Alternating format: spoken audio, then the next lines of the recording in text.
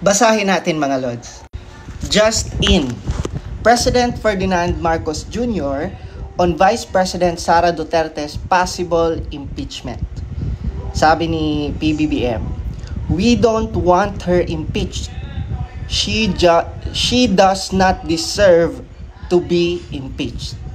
Ayun, 'di ba? So nagsalita na ang ating presidente about sa issue ng impeachment laban kay Vice President Inday Sara Duterte.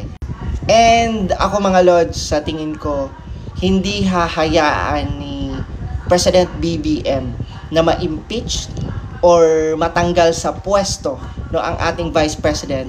Kasi, 'di ba, alam na alam ni PBBM na wala naman talagang ginawang mali at illegal si Vice President para i-impeach. 'Di ba? So walang rason bakit kailangan tanggalin sa pwesto si VP Inday Sara.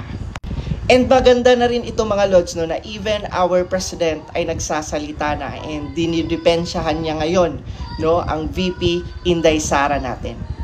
And sana mga Lods, mas protektahan niya si VP Inday Sara kasi alam naman natin sa paligid ng ating presidente ay may mga inggitero, may mga 'di ba, ambisyoso na gustong sirain ang ating Vice President.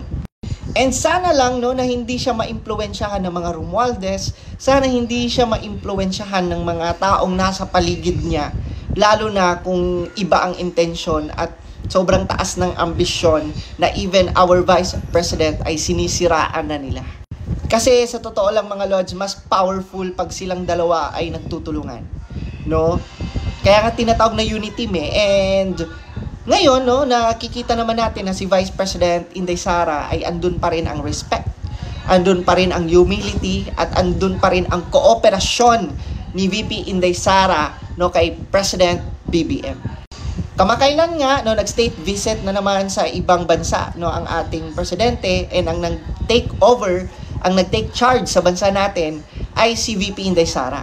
So, as you see, tinutugunan niya ang mga necessary responses or necessary service, lalo na yung mga nangyaring lindol.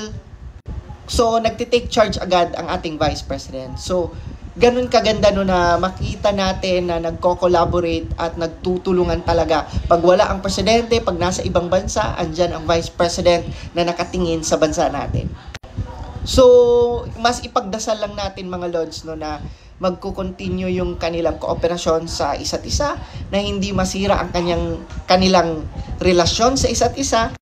Kasi lagi nating tandaan mga Lods, na ang importante lang naman dito yung presidente at vice president na palagi